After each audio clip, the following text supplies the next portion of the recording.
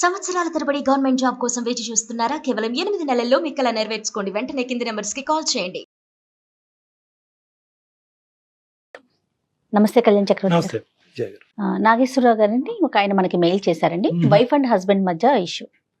ఆయన మెయిల్లో ఆయన పెట్టిన పదాలు కానీ ఆయన అంటే ఆయన పడుతున్న బాధ కానీ వింటే కళ్ళల్లో నీళ్ళు వచ్చాయండి. ఎలా పెట్టుకున్నాడంటే ఇలా ఫైనల్ గా నాకు చచ్చిపోవాలని ఉంది, ఏదైనా అవకాశం ఇప్పించండి, నన్ను ఎవరైనా చంపేసేయండి, అది త్రూ అంటే అంత బాధ వెళ్ళగక్కున్నాడండి వైఫ్ అండ్ హస్బెండ్ మధ్య ఉన్న ఒక ఇష్యూతో. సో ఇమీడియట్ గా మీతో మాట్లాడాలనిపించింది. మరి ఒకసారి కాల్ చేసేద్దాం. తప్పకుండా జయ గారు. చంపేయండి, నన్ను చంపేయండి అనేటటువంటి వ్యక్తి తన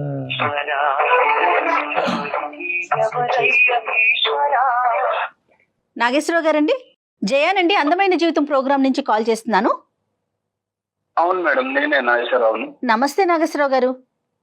నమస్తే మేడం. ఎస్ మీరు మెయిల్ చేశారు. సో కళ్యాణ్ చక్రవర్తి గారు కూడా ఉన్నారు. మరి ఒకసారి మాట్లాడతారా? మేడం మాట్లాడతాను మేడం. ఓకే అండి. నాగేశ్వర గారు. నమస్కారం డాక్టర్ గారు. నమస్తే నాగేశ్వర గారు, చెప్పండి సార్, ఏంటి సమస్య? మీ వయసు ఎంత? మీరు ఎక్కడ ఉంటారు? డాక్టర్ గారు, నాది నిజామాబాద్ దగ్గర ఒక పల్లెటూరు అండి. నేను చాలా దీనాద అవస్థలో ఉన్నాను సార్. సార్ బెడ్ మీద కదలేని స్థితిలో ఉన్నాను, చావు బతుకులలో ఉన్నాను. ఈ చావు కూడా నాకు రావట్లేదండి.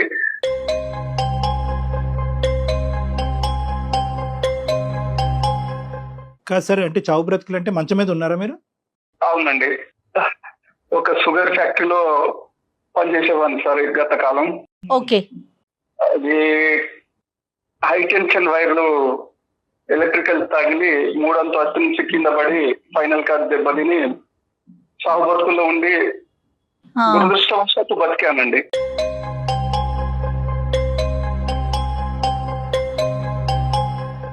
అదేంటండి, ఎవరైనా అదృష్టవశాత్తు బతికానంటారు, మీరేంటండి దురదృష్టవశాత్తు అంటున్నారు? చెప్పండి నాగేశ్వరరావు గారు. మంచం మీద కదలలేని స్థితిలో ఉన్నాను మేడం. అయ్యయ్యో. దేనికి కదలలేని స్థితిలో ఉన్నాను. ఓ, మీ పన్ను మీరు చేసుకోగలుగుతున్నారా? వాటి కూడా ఇంకొకరి మీద డిపెండ్ అవుతున్నారా? నా భార్య అన్ని నాకు చేసి పెడుతుంది మేడం. ఎన్ని సంవత్సరాలు అవుతుంది మీకు యాక్సిడెంట్ అయ్యి? యాక్సిడెంట్ అయ్యి 8 నెలలు అవుతుందండి. 8 నెలలు అవుతుంది. మ్యారేజ్ అయ్యి వివాహం జరగండి, పెళ్ళయి 6 సంవత్సరాలండి. ఓకే. పిల్లలు పిల్లలండి? పిల్లలు 3 ఏళ్ల బాబున్నాడండి. ఓ ఓకే. తనేం చేస్తుంటుంది మీ వైఫ్? ఈ ఒక 8 నెలలు మాకు చాలా ఆర్థిక పరిస్థితి బాగలేక జాబ్ కు పంపించానండి. జాబ్ వెతకంగా ఒక టెలికాలర్ గా జాబ్ నైట్ షిఫ్ట్ లో జాబ్ వచ్చిందండి. Very good. ఓకే. మీకు కొద్దిగా సో మీకేమి ఇప్పుడు ఆర్థిక పరమైన భారాలు ఏం లేవుగా ప్రస్తుతం? ఆర్థిక భారాల కంటే మానసిక బాధాలే చాలా ఎక్కువగా ఉన్నాయండి. అయ్యో. ఇంకా ట్రీట్మెంట్లు ఏదైనా ఉన్నారంటే, అంటే మెడిసిన్ ఏదైనా వాడాల్సిన పరిస్థితి ఉందా ప్రెసెంట్? చచ్చే వరకు మెడిసిన్ వాడాల్సిందండి.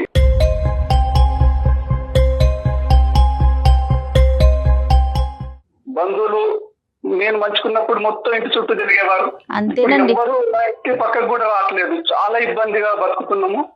ఇప్పుడు మీరు మొబిలిటీ అనేది పెరిగేదానికి అవకాశం ఉందా సార్? అంటే జీవితాంతం మందులు వాడాలనేది నాకు అర్థం అవుతుంది, ఎందుకంటే ఆ న్యూరోమస్కులర్ కండిషన్స్ కి కొద్దిగా రికవరీ వాడాలి. బట్ రికవరీ స్టేట్ గురించి ఏమని చెప్పారండి? అంటే ఏ part of the spine damage అయింది? అసలు మీరు ఎప్పటికైనా లెగిసి నడిచి తిరిగేటటువంటి అవకాశం ఉందా లేదా? లేదండి, ఫైనల్ కార్డు మొత్తంకే డ్యామేజ్ అయింది అన్నారు. జీవితాంతము బతికినంత కాలము మంచం మీదే ఉండాలని చెప్పారండి. అదేలేండి. అంటే మీరు ఇప్పుడు యూరిన్ గానీ మోషన్ గానీ వీటికి కూడా డిపెండేనా? ఎవరన్నా తీసుకుని వెళ్ళాలా మీరు? నా భార్య తీసుకెళ్తుందండి. చాలా గ్రేట్ లేడీ. నా భార్య చూసుకుంటుందండి అన్ని. ఓపిక్ గానే ఉన్నారా సార్? మరి 8 నెలలు బట్టి ఆవిడ చేయటం అనేటటువంటిది పర్లేదా? ఆవిడ ఓపిక్ గానే చేస్తున్నారా? చాలా బాగా చేస్తుందండి. నన్ను బాగా చూసుకుంటుంది. నన్ను నా బాబును బాగా చూసుకునేది. కానీ ఇప్పుడు ఎలా చెప్పాలో నాకు అర్థం కావట్లేదండి. చెప్పండి.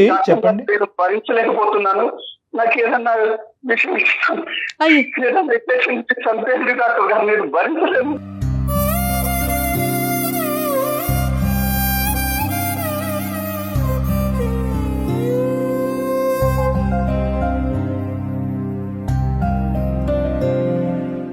నో నో నాగేశ్వర గారు అలా కాదు. మనం ఇక్కడ మీరు చేసింది సమస్యకి పరిష్కారం గురించే గానీ విషయాలు ఇచ్చి చంపేదాని గురించి కాదు. దయచేసి ఆ మాట మీరు అనకూడదు. మేము డబ్బులన్నీ చేతులు అయిపోయినాక 3 నెలలు చాలా ఇబ్బంది పడ్డామండి. ఈ 3 నెలలు ఇబ్బంది పడ్డ తర్వాత ఒక 5 నెలల క్రితము జాబ్ వచ్చి. ఏం జాబ్ అది? దాని వివరాలు ఏంటి? ఆ జాబు ఎక్కడ? సాఫ్ట్వేర్ అంతా టెలికాలర్ గా నైట్ షిఫ్ట్ అండి. మరి ఆవిడకి నైట్ షిఫ్ట్ అయితే మరి మీకు ఇబ్బంది ఉండదా? రాత్రి ఎవరన్నా పెట్టి వెళ్తారా? మరి ఎలా బాబు ఎట్లా? పాపం చాలా బాధపడుకుంటూ నాకు అన్ని అరేంజ్ చేసి బాబును అటు ఇటు పోతాడని చెప్పేసి కాలుకు తాడుకు కట్టి నా మంచాన్ని కట్టేదండి.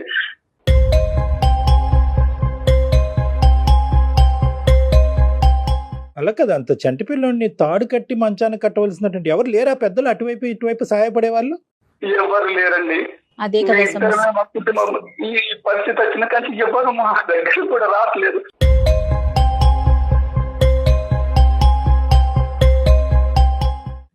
ఈ 3 నెలల నుంచి నేను గమనించింది నా భార్యలో ఏంటంటే కొద్ది రోజుల క్రితం వామిటింగ్ చేసుకుంటుందండి. వామిటింగ్ చేస్తుంటే నా భార్యను పిలిచి అడిగానండి, ఏంటి ఇట్లా వామిటింగ్ చేసుకుంటున్నామని. ఫుడ్ పాయిజన్ అయిందండి అని దాచేసేది. 3 నెలల తర్వాత డౌట్ వస్తే అమ్మాయిని గమనించినప్పుడు పొట్ట పైకి వచ్చినట్టు కనిపించి నిలదీసి అడిగాను.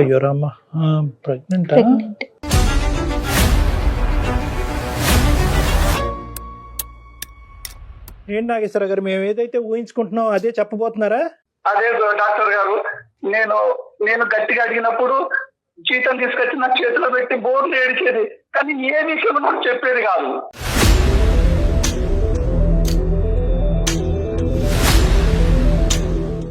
అంటే నేను ఇలా అడుగుతున్నానని మీరేం అనుకోవద్దు.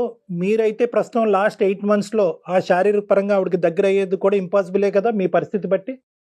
లేదండి, నేను అసలు ఆమెను తాగే పరిస్థితి కూడా లేదు. సో కూడా లేదండి. రైట్. ఇప్పుడు నాకు క్లియర్ గా అర్థమైందిలేండి. ఆమె నేను అడిగినప్పుడల్లా ఏడుస్తుంది కానీ ఏ విషయం నా దగ్గర చెప్పట్లేదు ఆవిడ. ఈమె జాబ్ పోయినప్పుడల్లా నైట్ నాకు వాళ్ళు అక్కడ ఏం చేస్తున్నారో అని నాకు నిద్ర లేకుంటే నా మైండ్ కొంచెం చావాలనిపిస్తుంది డాక్టర్ గారు.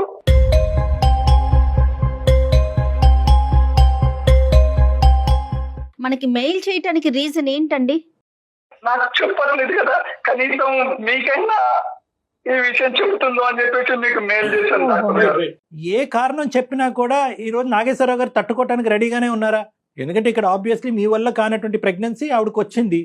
మరి నిజంగా వాస్తవానికి ఏంటంటే ఇక్కడ ఏ చెప్పినా కూడా ఎవరి వల్ల వచ్చింది అనేటటువంటి ఫ్యాక్ట్ ఒకటి చెప్తుంది, ఎందువల్ల వచ్చింది అన్నది చెప్తుంది, ఉంచుకుంటుందా ఊడుతుందా అనేటటువంటి అంశం గురించి చెప్తుంది. ఈ 3 అంశాలే చెప్తుంది. నాగేశ్వరరావు గారు ఎటువంటి సమాధానంకి మెంటల్ గా ప్రిపేర్ అయి ఉన్నారు?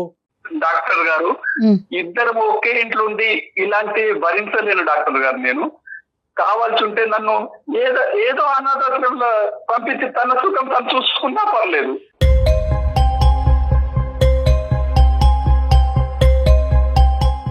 ఇక్కడుంటారా ఎక్కడుంటారా అనేది ఆవిడతో మాట్లాడిన దాన్ని బట్టి చూద్దాం అసలు ఆవిడ ఏమనుకుంటున్నారండి.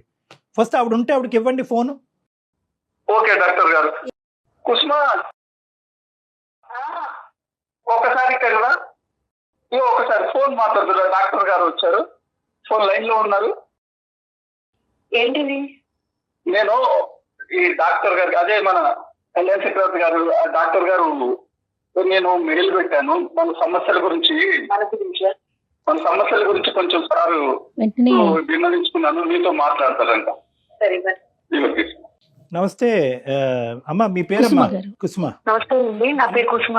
దురదృష్టం కొద్ది 8 నెలల క్రితం ఒక జరగకూడనటువంటి సంఘటన వల్ల అతను న్యూరలాజికల్ గా డెఫిషియన్సీ అయ్యి మంచాన్న పడి ఈ రోజు అతను ఏమీ చేసుకోలేనటువంటి వ్యక్తిగా మారిపోయి అన్ని పనులు మీరే చేయటం అన్నది జరుగుతుంది. మీకు ఫస్టే మేము హ్యాట్స్ ఆఫ్ అని చెప్పాము. ఎందుకంటే మీలాంటి స్త్రీమూర్తులు ఉండటం వల్లే ఈ రోజు ప్రపంచం ఇలా ఉందేమో, మీలాంటి త్యాగశీలు ఉండటం వల్లే ఇలాగ ఈ ప్రపంచం ఉందేమో అని చెప్పి చాలా గర్వపడ్డాం మేము. చాలా మందికి మీలాంటి వాళ్ళు ఒక ఎగ్జాంపుల్ గా ఒక పాఠం కింద నిలవాలి అనేటటువంటిది మీ ఓపికి, మీ ఓర్పుకి, సహనానికి.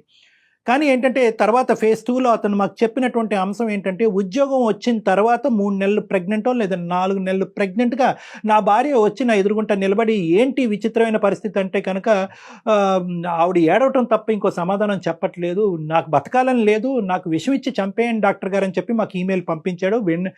వెంటనే ఒక మనిషి యొక్క ప్రాణాన్ని కాపాడటం మించి ఇంకో ధ్యేయం అందమైన జీవితం లేదు కాబట్టి అతనికి వెంటనే కాల్ చేయడం జరిగింది. ఇప్పుడు మీ పరిస్థితి ఏంటో చెప్పండి అమ్మా, నిర్మోహమాటంగా ఉన్నది ఉన్నట్టుగా చెప్పండి. ఎందుకంటే ఈ క్లిష్టమైనటువంటి పరిస్థితిలోంచి మిమ్మల్ని ఎలా బయటకు తీసుకురావాలన్నది మేము ఆలోచిస్తాం. ఆయన్ని పెళ్లి చేసుకున్న దగ్గర నుంచి ఆయన బాగానే చూసుకున్నారండి. సంతోషం. మాకు ఒక బాబు కూడా ఉన్నారు, 3 ఏళ్ల బాబు. అయితే హైటెన్షన్ వైర్ తనకి తగిలి ఆయన ఇలా అయిపోయారు కదా. మీరేం చదువుకున్నారు కుసుమ గారు? నేను డిగ్రీ చదివానండి. Very good. సాఫ్ట్వేర్ కంపెనీలో టెలికాలర్ గా చేస్తున్నాను. ఎంతకాలం బట్టి చేస్తున్నారమ్మా? నేను ఒక 5 నెలల నుంచి చేస్తున్నాను. అదే ఎందుకు ఇప్పుడు ఆ జాబ్ నైట్ షిఫ్టేనా, డే షిఫ్ట్ ఉండదు? అది అంటే నైట్ షిఫ్ట్, వాళ్ళు నైట్ షిఫ్ట్ నాకు ఇష్టాన్ని అన్నారండి. అదేలేండి, యూరోపియన్ టైమింగ్స్ అయ్యి ఉంటాయి. ఇప్పుడు పాపం కుసుమ గారికి అవసరం కాబట్టి వెంటనే జాయిన్ అయినట్టున్నారు. నైట్ అంటే పిల్లాన్ని నిద్రపోతాడు, పెద్ద ప్రాబ్లం ఉండదు. పొద్దు నుంచి చూసుకోవాలి కదా పిల్లాన్ని. అదేలేండి, అది కాకుండా వారికి కూడా చూసుకోవాలి కదండి అన్ని రకాలుగా. అంతా బానే ఉంది కదమ్మా, చక్కటి జాబ్ వచ్చింది, భగవంతుడు చూపినటువంటి దారి. మరి ఇప్పుడు ఈ ఒడిదొడికి ఏంటమ్మా? ఇప్పుడు కరెంట్లీ మీరు క్యారింగ్ అని అతను చెప్తున్నారు, ఏంటి ఎంతవరకు నిజం? నిజమేనా అండి? అవునండి. ఏంటమ్మా, ఏం జరిగింది చెప్పండి. నాకు ఉద్యోగం ఇచ్చిన ఆయన ఒక 30,000 ఇస్తా, నేను మీ ఇల్లు పోషించుకోవడానికి. నాకు మా ఇంట్లో ప్రాబ్లం ఉంది, నాకు ఉండండి, నాతో ఉండమని అడిగారండి.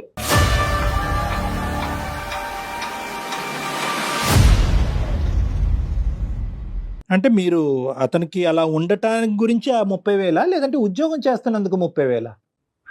ఉద్యోగం చేస్తున్నందుకు. మరి ఎడిషనల్ సర్వీస్ ఏంటి? ఆ ఉద్యోగం ఇస్తూ ఆయన నాతో ఉండాలి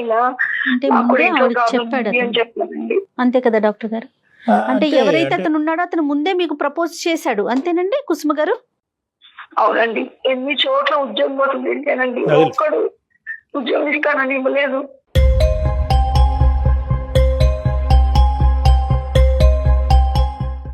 కానీ నా ఫ్యామిలీ నాకు ఇంపార్టెంట్. ఆయన కూడా నా బిడ్డ లాంటి వాడే కదండి. మనసులో ఉన్న అతనికి మందు కావాలి, తిండి కావాలి.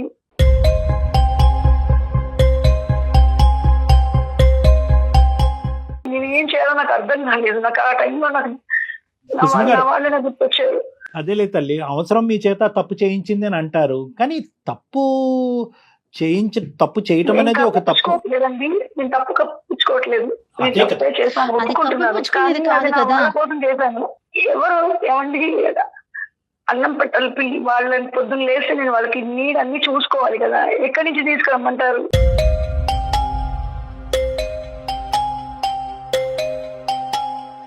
ద థింగ్ ఈస్ ఒకటమ్మా, అలా ఆర్గ్యూ చేస్తే కనుక ఇంకా ప్రపంచంలో ఉన్న వాళ్ళందరూ వాళ్ళ కడుపు నింపుకోవడానికి తప్పుదారిలో వెళ్ళేటటువంటి కార్యక్రమంలోనే పడాలి, అందరూ చేసేసుకోవచ్చు. అది కాదు ఇక్కడ ఏంటంటే, మీ అవసరం అనేటటువంటిది ఎంత ఇంపార్టెంటో ఇక్కడ ఎథిక్స్ అనేటటువంటిది, మోరల్ వాల్యూస్ అనేటటువంటి, దేని గురించి పుట్టి పెరిగేమనేటటువంటిది కూడా చాలా ఇంపార్టెంట్ అంశాలు.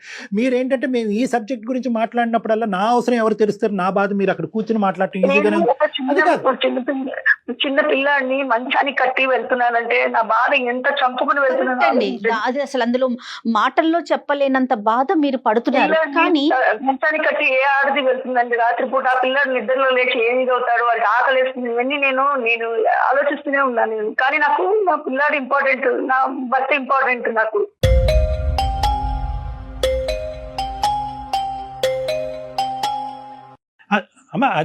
అదంతా మాకు ఇప్పుడు అర్థం అవుతుందమ్మా. But at the end of the day, బాబు ఎలా ఉన్నాడు, భర్త ఎలా ఉన్నాడు అని ఆలోచించేటటువంటి స్త్రీ పక్కన ఒక మగాడిని పెట్టుకుని ఆ సుఖాన్ని ఎలా పంచుకుంటదమ్మా? నాకు తెలియక అడుగుతాను. అవసరం కరెక్టే.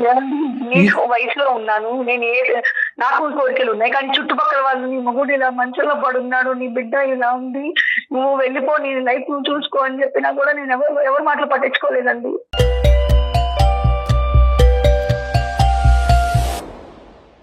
అలా వెళ్ళిపోవాల్సింది, ఇరుగు పరుగు చెప్పినటువంటిది. ఈ అడ్డదిడ్డమైనటువంటి దారిలో వచ్చి ఈరోజు అతనికి ఉన్నటువంటి ఈ శారీరక పరమైనటువంటి మంచం పట్టినటువంటి సమస్య అతనికి చిన్న గోరంత కనిపిస్తుంది. ఈరోజు మీరు మనసు విరగ్గొట్టారు చూడండి, అది కొండంత కనిపిస్తుంది అతనికి. మీరు ఇప్పటి వరకు అతనికి ఏ సహాయం చేయకపోయినా పర్లేదు, ఇది చాలు అతని జీవితానికి. చనిపోయాడు అతను. నేను ఫాలో అవుతుంది అదే డాక్టర్ గారు, నేను చూసుకుంటే ఎలా బతికేది డాక్టర్ గారు.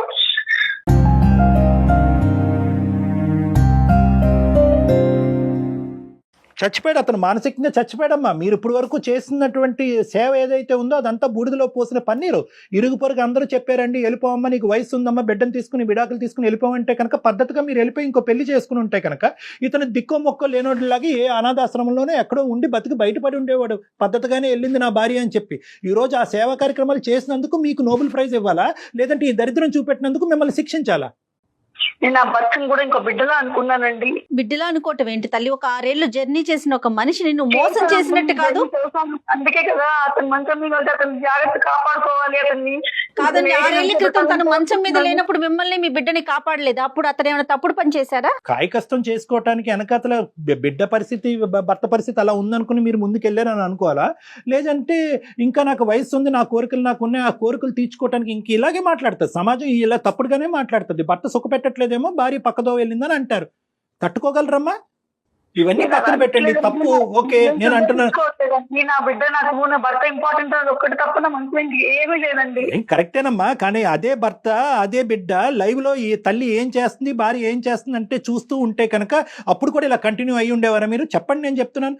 వాళ్ళొక్కలే కనిపిస్తున్నారు అని అంటున్నారు. వాళ్ళ కళ్ళతో ఈ సన్నివేశాలన్నీ చూశారనుకోండి, అప్పుడు కూడా మీరు కంటిన్యూ అవుతారా? నెంబర్ 1. నెంబర్ 2, ఏదైనా తప్పే. ఏ రాయితో తల పగలు కొట్టుకుంటేనేంటి? తప్పు చేశారు, ప్రెగ్నెంట్ అవటం ఏంటమ్మా? పొద్దున బిడ్డ పరిస్థితి ఏంటండి? ఉన్నవాడి పరిస్థితి ఏంటి? వచ్చేవాడి పరిస్థితి ఏంటి? కావాలని అడిగారండి. ఏంటమ్మా? తన గుర్తుగా మన ఇద్దరు గుర్తుగా బిడ్డ కావాలని అడిగారండి. ఓరి ఈడు ముద్దు తగలయ్యా. అప్పుడు వాడికి ఏమేమి కోరికలు ఉన్నాయి ముందే లిస్ట్ చెప్పుంటే కనుక ఈ ఉద్యోగం ఉంటుందో ఊడుతుందో అప్పుడే డిసైడ్ అయి ఉండాలి కదమ్మా. ఒకటేమో భార్య కరెక్ట్ కాదు రావాలంటాడు, రెండోది అంటే సెక్షువల్ గా ఆవిడ కరెక్ట్ కాదు రావాలని అంటాడు, మూడోది ముద్దుగా బిడ్డనివ్వాలి అని అంటాడు. ఏందమ్మా ఈడు కోరికలు? అసలు అతని లిస్ట్ లో మీరే నెంబరో చూసుకోండి ముందు. అవుట్ వాడితో మన పక్కన ఏంటి అని తీసుకెళ్లి ఎక్కడ పడేసే అనేటటువంటి కండిషన్ రేపు వస్తుంది చూడండి, నేను రాసిస్తా. కొడుకుని అనాథాశ్రమంలో వెయ్యి, ఇతను తీసుకెళ్లి ఇంకో చోట ఎక్కడో వెయ్యని అంటాడు. అయిపోయి నీలాంటి స్త్రీలు ఎంతమంది లేరు సమాజంలో? ఏంటి ఇప్పుడు చేసేటటువంటి పరిస్థితి ఏంటి? అదైనా వివరించండి. ఇప్పుడు మీరు మౌనంగా ఉండి ఇప్పుడు అతనికి నాగేశ్వరరావు గారు మీ ప్రశ్నకి సమాధానం దొరికింది. కట్టుకున్న భర్తను కూడా ఒక కొడుకులాగా భావిస్తున్నాను, నాకు 2 కొడుకులు, వీళ్ళిద్దరిని కాపాడటం కోసం నేను ఆ పని చేశానంటే అది అసలు ఎంతవరకు జగన్ కరెక్ట్ ఒకటి అండి? వెరీ క్లియర్, వాళ్ళిద్దరూ లైవ్ లోనే ఉన్నారు కాబట్టి ఇద్దరికి నేను చెప్పేది ఏంటంటే, ఎటువంటి సంజాయిషి చెప్పినా కూడా at the end of the day it's an ethical mistake. ఇది తప్పు చేశారు అని చెప్పేటటువంటి అంశం వెనకాతల అవసరం భర్త బిడ్డలాగా చూసుకున్నాను, భర్తని బిడ్డలాగా చూసుకున్నాను, చంటి పిల్లోళ్ళలాగా సాకాను, ఇవన్నీ కవర్ అయిపోయినాయి అమ్మా. అవన్నీ 1% ఆఫ్ ద షో. మీరు చేసినటువంటి పని ఏదైతే ఉందో అది 99%. తప్పు వెనకాతల కండిషన్స్ ఎప్పుడైతే కనుక మీరు చెప్తున్నారో ఆటోమేటిక్గా మీ తప్పు కాదు అన్నట్టుగా మాట్లాడుతున్నట్టు అయిపోతుంది. డాక్టర్ గారు నాకు ఏదో దారి చూపించండి డాక్టర్ గారు. ఇదంతా వినుకుంటూ చూసుకుంటూ బతకలేదు డాక్టర్ గారు. ఈ మానసిక వేదన అవిటితనం కంటే ఈ మానసిక వేదన ఎక్కువ అవుతుంది. నాకు ఏదో దారి చూపించండి.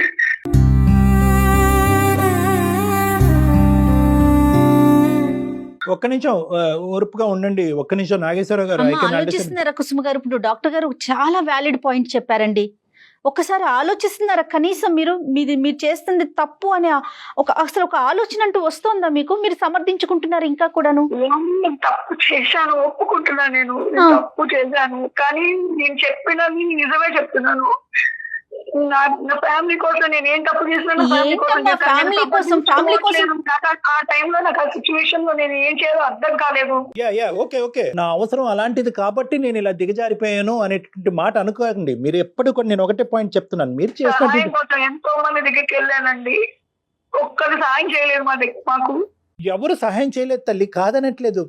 ఈ రోజు మీ హస్బెండ్కి ఏం చెప్దాం అనుకున్నారు? ఈ కార్యక్రమం మొదలుపెట్టి ఆ మహానుభావుడితో ఈ పనికిరాని ప్రయాణం స్టార్ట్ అయిన తర్వాత ఆడు ఓన్లీ ఫిజికల్ కాదు, బిడ్డ కావాలని కూడా కండిషన్ పెట్టాడు మహానుభావుడు. చాలా పెద్ద ఎజెండా మీద ఉన్నాడు. ఎంతమందిని కడుపు చేశాడో మరి నాకు తెలియదు. కానీ ఇప్పుడు నీ భర్తకి ఏమని చెప్దాం అనుకున్నావు? ఏమని చెప్పినా కూడా మంచాన్ని మీద పడిన నీ గురించి నేను చేస్తున్నాను, బిడ్డ గురించి నేను చేస్తున్నాను అనే ఒక కథ ఇప్పుడు ఏదైతే మీరు మాకు వినిపిస్తున్నారో, సారీ కథ అంటే కనుక మళ్ళీ మీకు కోపం వస్తుంది, ఇటువంటి చెప్తే కనుక అతను చల్లబడిపోతాడు అనుకుంటావా? 6 సంవత్సరాల పాటు ప్రయాణం చేసినటువంటి మీ భర్త యొక్క వ్యక్తిత్వం మీకు తెలియదు?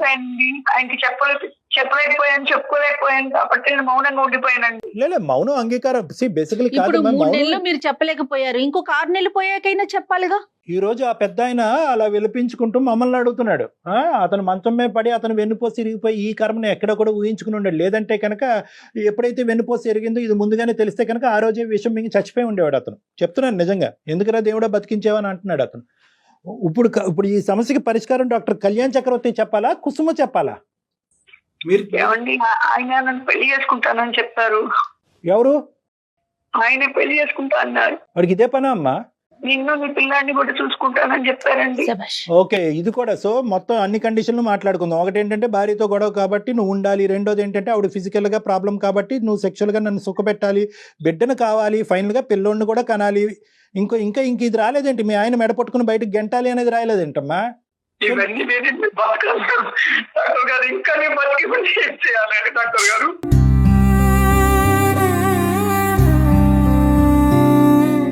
కాదమ్మా, నువ్వు నాకు తెలియక అడుగుతా. అతన్ని ఇంకెక్కువ ఏడిపించద్దు. మీరు ఇప్పుడు అతన్ని మ్యారేజ్ చేసుకోవడానికి రెడీ అయిపోయారా? ప్రెగ్నెన్సీతో పేట్ల మీద కూర్చోడానికి రెడీ అయిపోయారా?